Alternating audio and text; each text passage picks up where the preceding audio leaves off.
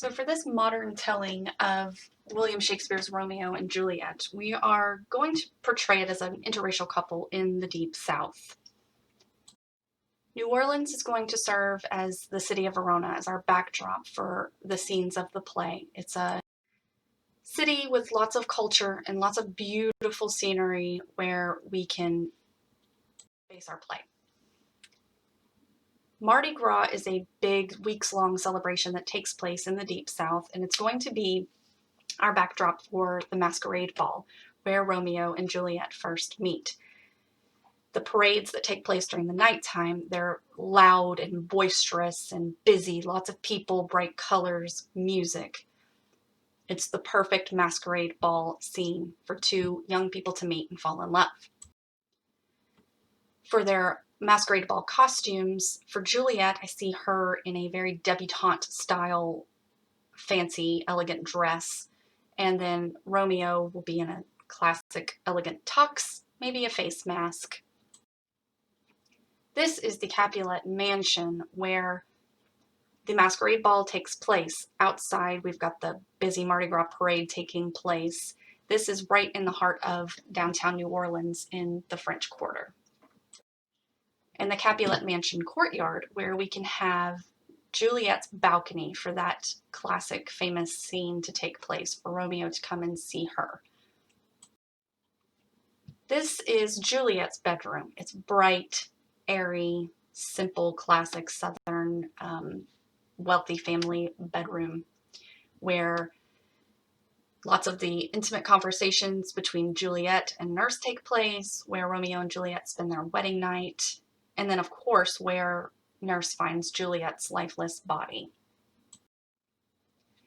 We don't spend a lot of time at the Montague estate, but I would be remiss if I didn't include it here.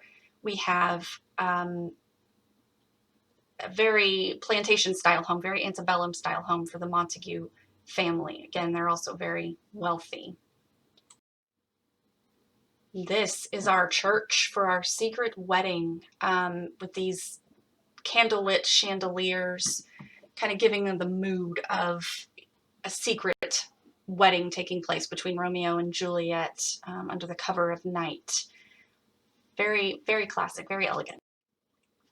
Now, even though this telling of Romeo and Juliet is taking place in 2020, we have this apothecary, and I'm kind of picturing it as an underground sort of store where Juliet's going to go and buy the poison that she's going to fake her death with. This is just a pharmaceutical museum in the heart of downtown New Orleans, but it gives off a really cool backdrop for that to take place. And here we have the setting for the fight scene between Romeo and Tybalt. It's going to take place at night. It's going to be kind of damp and dark and dingy for this scene where Romeo is ultimately going to kill Tybalt. We've got the bright neon lights of the city in the background for this cool fight scene.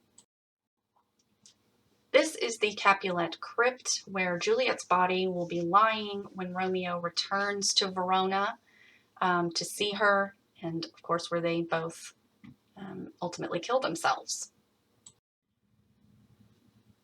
This is Mantua. Now, when I hear the word banished, I picture just very remote isolation. So this is the perfect place for Romeo to go. He has been banished from Verona. He's not to be anywhere near Juliet. This is where he is going to be.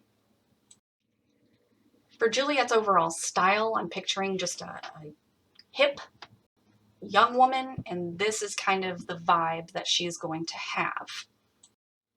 Romeo, again, being our wealthy country white guy, he's going to look dapper at all times.